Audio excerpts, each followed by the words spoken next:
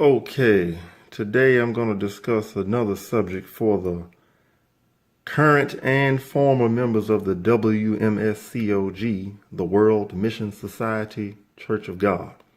And it's about what color was Jesus Christ, or the man you know as Jesus Christ. I'll put it that way. We're in the book of Revelation, right?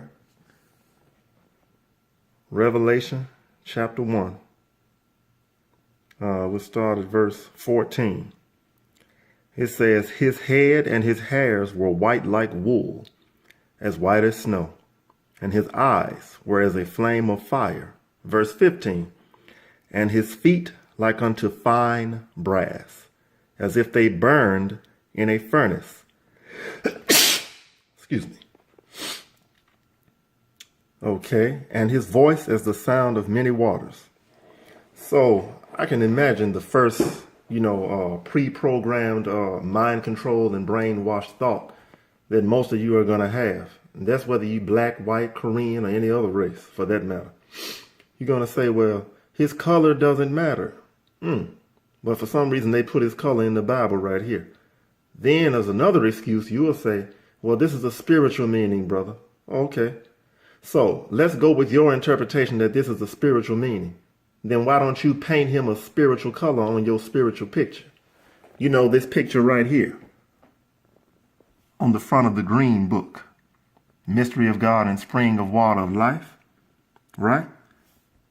Now, I know that's not a full color picture because the background is green and it's kind of a black and white-ish / greenish color, but I can see that that's a European looking Jesus Christ right there.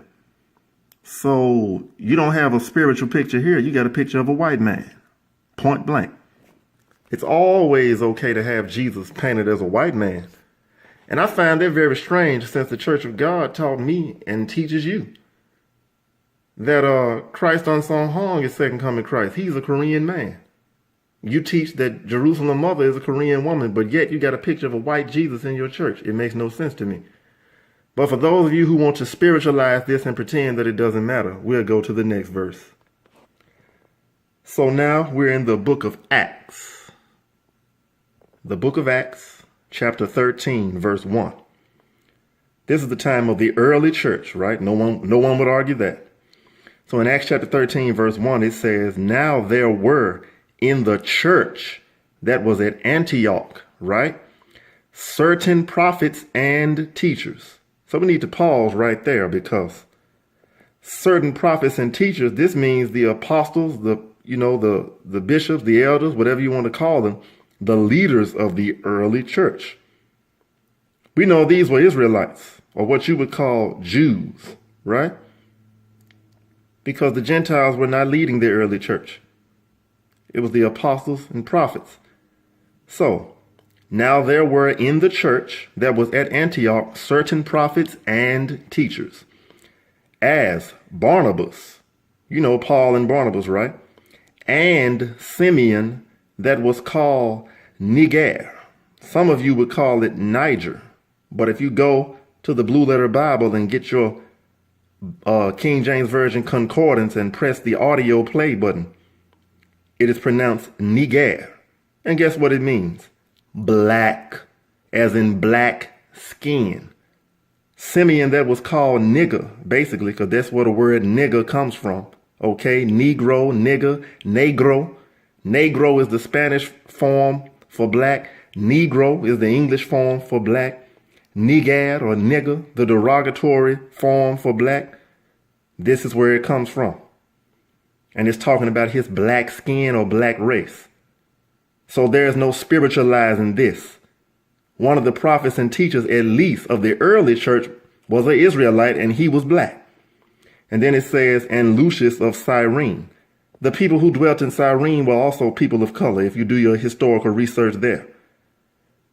And Manaen, which had been brought up with Herod the Tetrarch and Saul. Saul, who would later become Apostle Paul, as in Saul of Tarsus. This is interesting because if one, right, at least, because we know it's just one black so-called Negro, okay? How you going to have one Negro and all of the other Israelites are white? like you got in this picture right here. You understand? Who you fooling? You just got one black Israelite, Simeon, called nigger, because that's how you pronounce it in Latin and in Greek, nigger or niger. You telling me you're going to have one black Israelite and everybody else is white? Man, please. But let's keep going. If Simeon called nigger was a black man, and there's no denying that he was a black man, what color were his parents? I'm pretty sure they were black as well. That means the early church Israelites were black. Lucius of Cyrene was black. That's what black people were. But now I'm going to show you the picture of Jesus Christ that you want us to accept. Now, how many of you know this man? Yeah, you probably don't know him too much, do you? But he look familiar, don't he? Let me go over here. How many of you know this man? Yeah, you know what that is? That's the false image of Jesus Christ. Okay? Right there. Over here, this is who this man really is.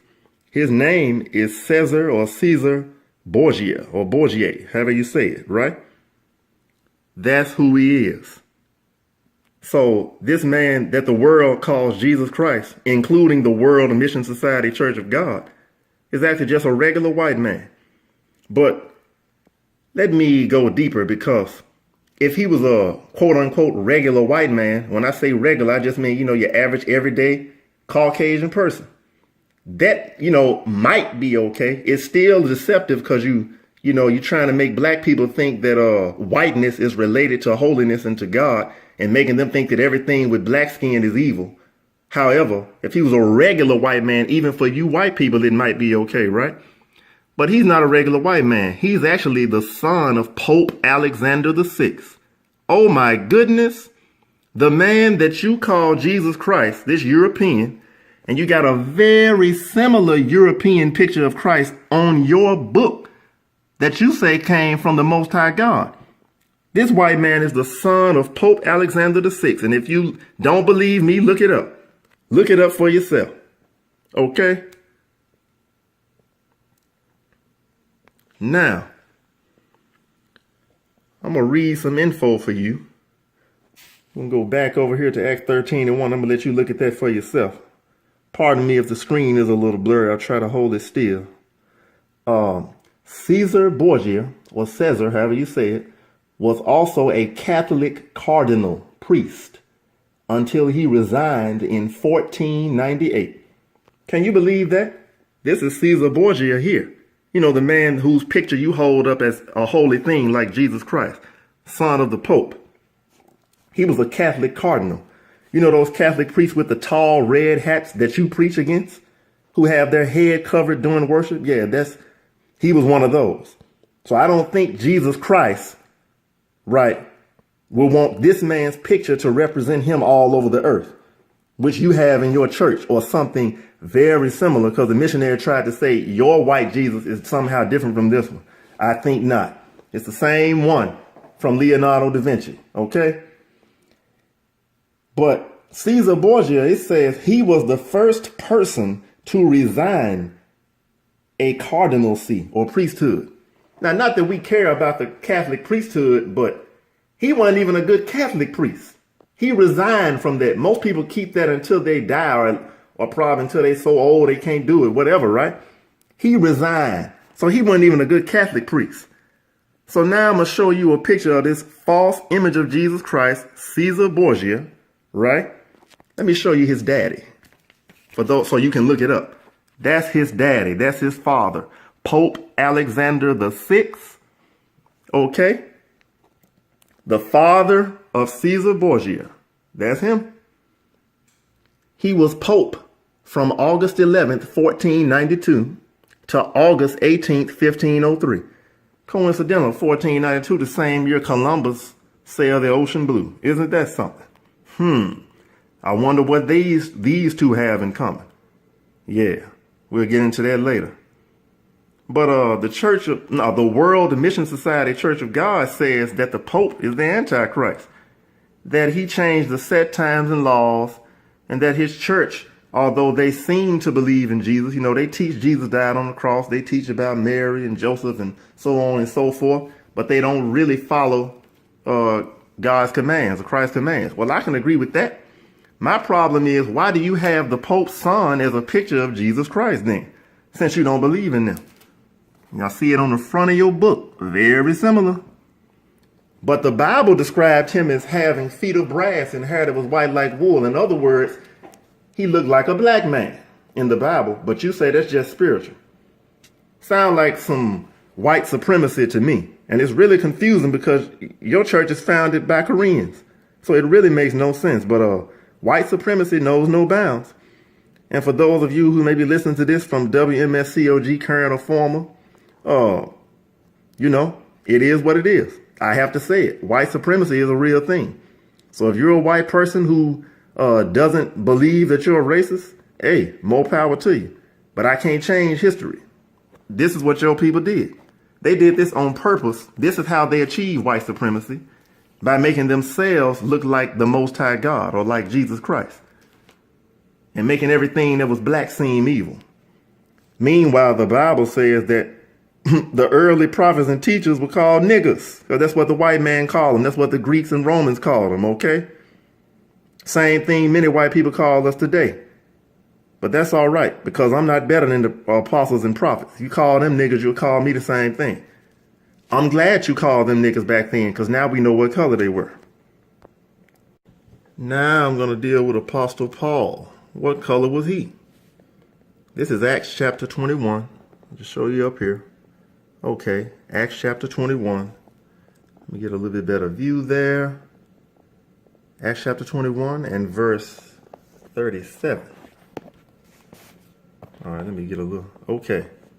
So now, Acts chapter 21, verse 37, it says, "And as Paul was to be led into the castle, he said unto the chief captain, May I speak unto thee?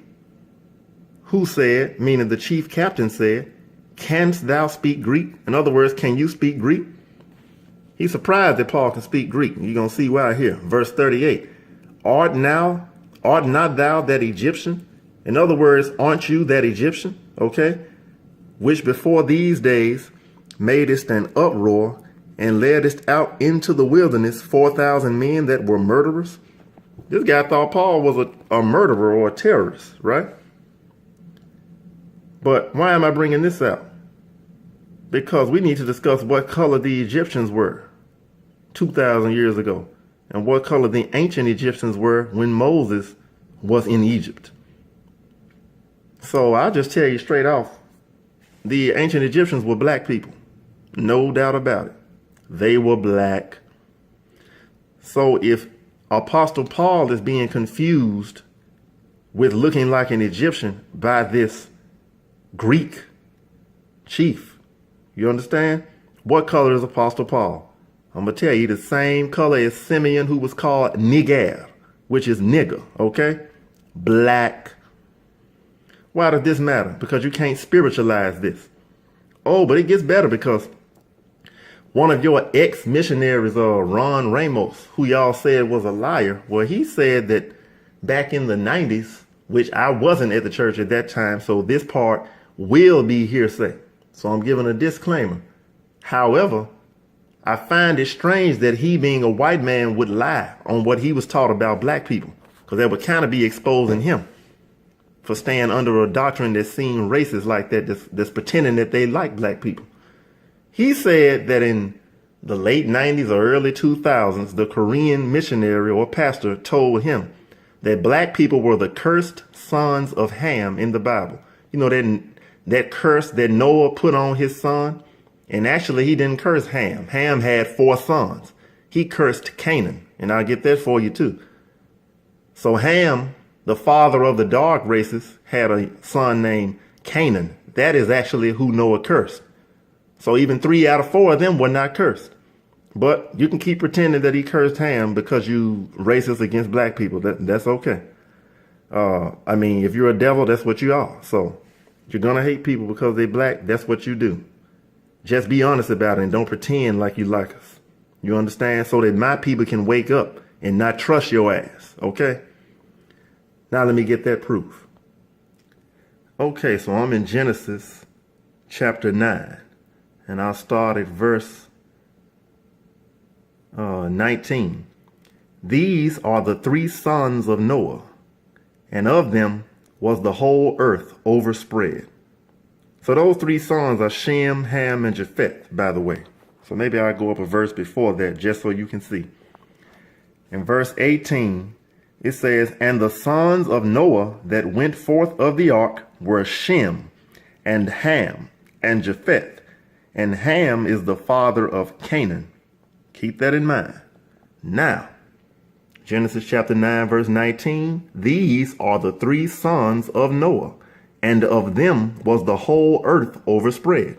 So if you believe this Bible, then you must believe that everybody on earth comes from one of these 3 sons. Okay? Verse 20, and Noah began to be an husbandman, and he planted a vineyard. So we know husbandman just means a farmer. Verse 21, and he drank of the wine, and was drunken, and he was uncovered within his tent. Verse 22, and Ham, the father of Canaan, saw the nakedness of his father, and told his 2 brethren without.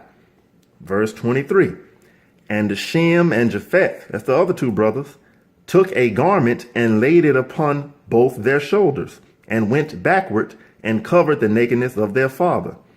And their faces were backward, and they saw not their father's nakedness. So that was respectful what Shem and Japheth did, right? No argument there. Verse 24, and Noah awoke from his wine, and knew what his younger son had done unto him, or youngest. Verse 25, here we go. And he, meaning Noah, and he said, cursed be Canaan, a servant of servants shall he be unto his brethren. He didn't say cursed be Ham, ladies and gentlemen. He said cursed be Canaan. So if you look at the sons of Ham, Ham has 4 sons. And we're going to get into who they are. But I just want you to see that it's racist to hate the so-called African people because of this, saying that everybody that's black deserves slavery. You're a damn lie. Because even if you want to go by this, only one of his sons was cursed, not all 4. Right? Now, just to prove it, verse 26. And he said, blessed be the Lord God of Shem, and Canaan shall be his servant. It did not say all the sons of Ham. Verse 27. God shall enlarge Japheth, and he shall dwell in the tents of Shem, and Canaan shall be his servant. So, let's see. Let's get down to the sons. Okay, now we're going to focus on the sons of Ham, so we can get an understanding of who they were and who they are. And the sons of Ham, Cush, Mizraim, and Put, and Canaan. So, Cush is the father of the Ethiopians. In the Bible, they were called Cushites. So the Hebrews or the Israelites refer to them as Cushites, right? That's the Greek man or the Roman man, the so-called white man that referred to the Cushites as Ethiopians, because the word Ethiopian comes from the Greek word Aethiops. And the word Aethiops means burnt or black face. So that's actually a disparaging term, if you ask me. The white man saw the Cushites and just said, ooh, people with a burnt black face. Let's call them Aethiops. So today people still call them Ethiopians when in actuality their proper name is Cushites. So the sons of Ham, Cush, and then Mizraim. Mizraim is who you would call the Egyptians. But the Hebrews or the Israelites did not refer to them as Egyptians. They referred to them as Mizraim. And Put. I believe today they would be the Somalians, or the ancient Somalians, I should say. And also Canaan. The people of Canaan were the original Canaanites who dwelled in the land that would later be called Israel and or Jerusalem, which Joshua had to fight along with the armies of Israel to drive them out to inherit the promised land that the Most High promised to them. So, Why are we going through who the sons of Ham are? Because this is supposed to be the origin of your dark races or your African races. Mizraim is the ancient Egyptians, of whom Apostle Paul, as we read in the book of Acts, was mistaken for. So if Apostle Paul was mistaken for, looked like a son of Ham, how could Apostle Paul be a European like in all your videos at Church of God or other churches? Not just trying to bash y'all. It's all the churches love to show an image of white Jesus, white Moses, white Apostle Paul, white Nebuchadnezzar. And it's crazy because the kingdom of Babylon comes from Cush, the Ethiopians, as you call them. How can Babylonians be white in a video when they're Cushites, which is Ethiopians? It's absolute madness. But anyway, so if Mizraim or the ancient Egyptians were Hamites and they were under a so-called curse into slavery because of what happened to Noah, now you're caught in a conundrum. You can't have it both ways. If the white man is Mizraim, the Egyptian, then he should be a slave.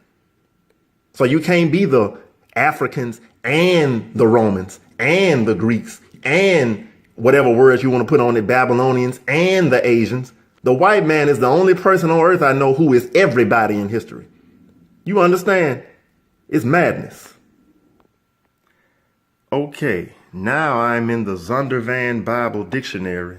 I'll show you the front of it. They got, more than one type you can get, but it says the Zondervan Pictorial Bible Dictionary. Okay, so, it's a legit, dictionary. It's not something that I wrote, something that somebody black made up just to prove a point.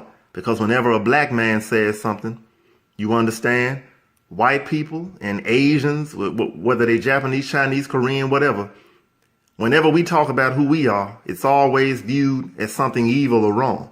But whenever we listen to your lies, you understand, looking at this false image of Jesus Christ, who was the son of the Pope, that's okay. Even though the Bible describes Jesus as a black man, he described Apostle Paul as looking like the Egyptians who were black. Even Joseph, who was sold into Egypt, looked like the Egyptian, so he must have been black as well. The list goes on and on. So I'm not going to argue with you about that. That's common sense.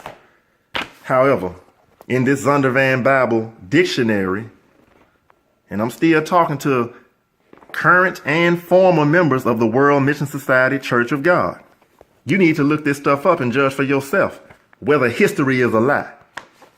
Now, I know historical records can have slight errors, but you got to understand, you telling me everybody's lying? Man, please. Ham, Hebrew, perhaps hot, right? Let me try to focus in on this. It's kind of hard here. Okay. Dang. Yeah, so I can see it, but I just want to make sure y'all can see it. Here we go. The youngest son of Noah, born probably about 96 years before the flood, right? And one of the 8 persons to survive through the flood, or to live through the flood. He became the progenitor. Let me focus in on that. The progenitor of the dark races. Isn't that convenient? Yeah, don't want to focus now. He became the progenitor of the dark races.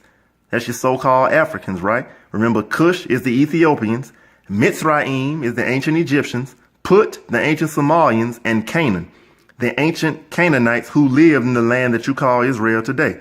They were black, sons of Ham. But it says he became the progenitor or ancestors, this is Ham, of the dark races.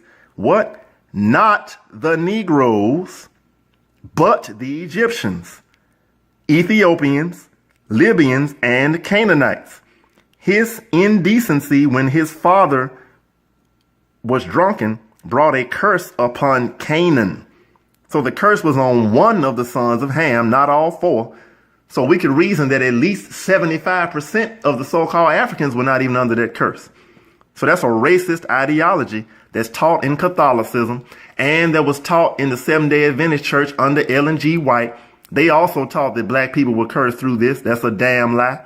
But the World Mission Society Church of God mentions Ellen G. White as a prophetess who received the Holy Spirit and restored the Sabbath day, or partially restored the Sabbath day. It's always a partial this and that. But anyway, you reference her as somebody who did not receive perfect truth, but she still received Holy Spirit. That's how you say it. So Ellen G. White and the Seventh-day Adventists taught this racist ideology. So did the Catholic Church. So did the Protestant churches in America, the Baptist, the Methodist, the Episcopalian. And that's why Negroes was keeping worship on Sunday. Negroes in America kept worship on Sunday because the white slave master whipped your butt Monday through Saturday and made you work. And he let you rest on Sunday. So what you gonna do if you a slave? You gonna rest whenever you can. Another subject.